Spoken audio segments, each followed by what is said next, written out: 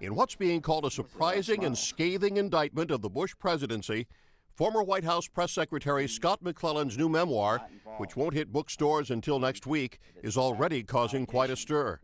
According to Politico.com, McClellan takes direct aim at his former bosses, accusing the administration of, quote, veering terribly off course. Entitled What Happened Inside the Bush White House and Washington's Culture of Deception, McLellan writes that the Iraq War was a serious strategic blunder and that it was not necessary. He also charges that Bush relied on propaganda to sell the war and says that the press was too easy on the administration in the run-up to the invasion. McLellan goes on to describe the response to Hurricane Katrina as being one of the biggest disasters in the nation's history, saying the White House spent most of the first week in a state of denial.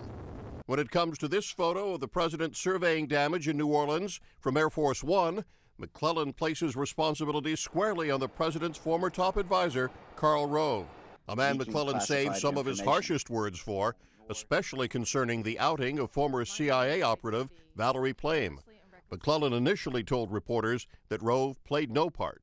He was not involved, and that allegation is not true in terms of leaking classified information. McLellan claims that Rove, Vice Presidential Chief of Staff Scooter Libby, and maybe even the Vice President himself, quote, allowed and even encouraged me to repeat a lie that the White House was not involved in the leaking of Plame.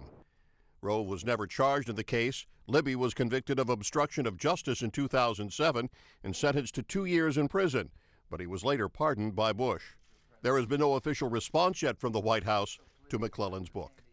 John Belmont, The Associated Press.